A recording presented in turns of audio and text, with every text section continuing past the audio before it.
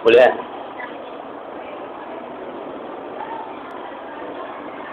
A'udzubillahi minasyaitonir rajim. Bismillahirrahmanirrahim. Assalamualaikum warahmatullahi taala wabarakatuh.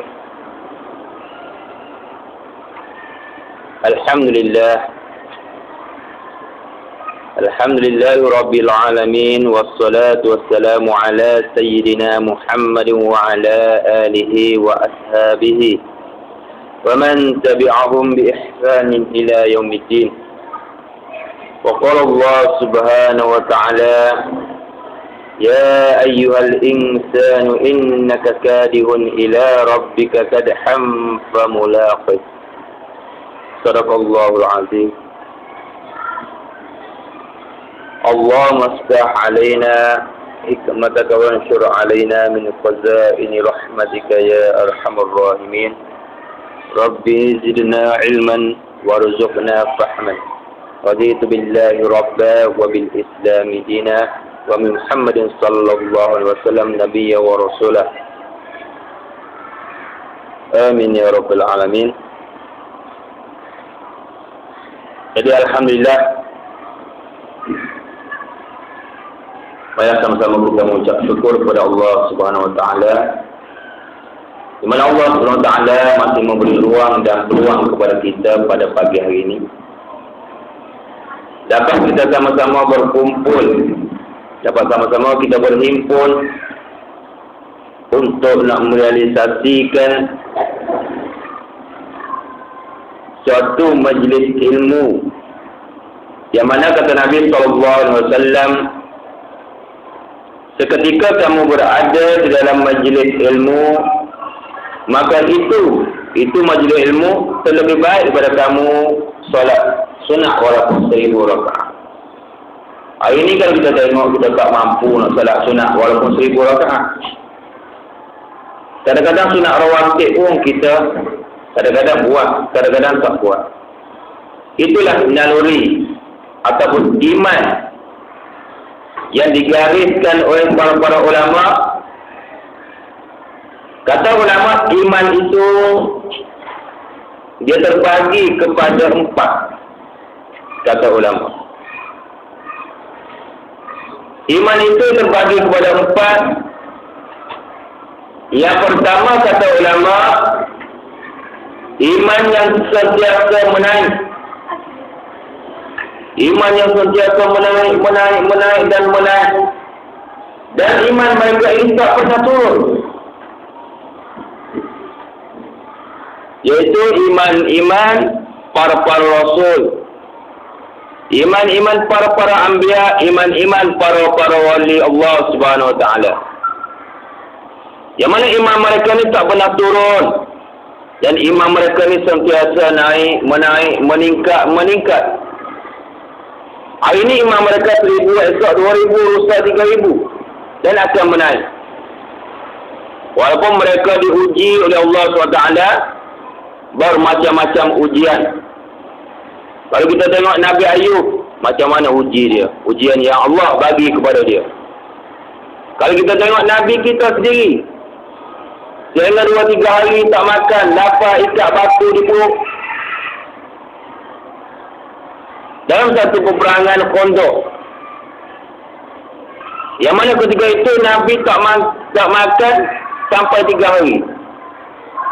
Ikat batu di perut ni, tak nak bagi lapar, tak nak bagi terasa. Kita kadang-kadang lapar je akan bunyi kok dulu kan.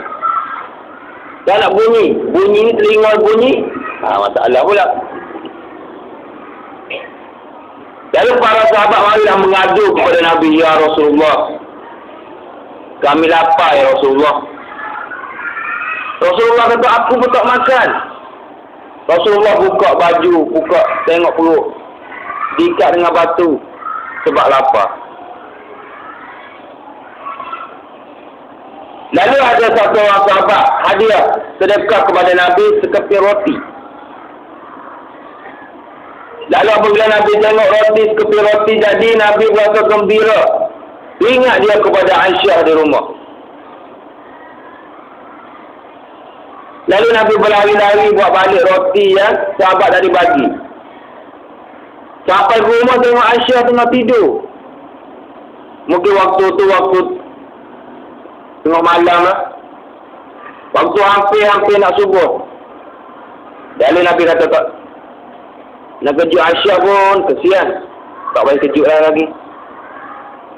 Biarlah aku pergi semayang subuh dulu, balik sekejap lagi aku akan kejut dia. Mungkin Aisyah tidur ni sebab lapar, sebab tak makan juga 2-3 hari Aisyah. Lalu Nabi pun letaklah roti. Kalau kita hari ni letak roti atas meja, zaman Nabi dulu mungkin tak ada meja, letak atas lantai. Nabi pergi dulu semayang subuh berjemaah dengan para sahabat. Lalu apabila Nabi selesai semayang subuh, Nabi balik ke rumah. Balik-balik tengok roti tadi tak ada. Kita ni lapar 2-3 hari dah tak makan. Apa perasaan kita apabila tengok roti tadi tak ada? Dan tengok Aisyah ketika itu sudah bangun. Mudah-mudahan hari ni pagi-pagi ke mahkamah umum lah. Sebelum datang kuliah ni, kita ke mahkamah umum dulu, siap-siap anak sekolah dulu. Mau boleh buat kerja kita.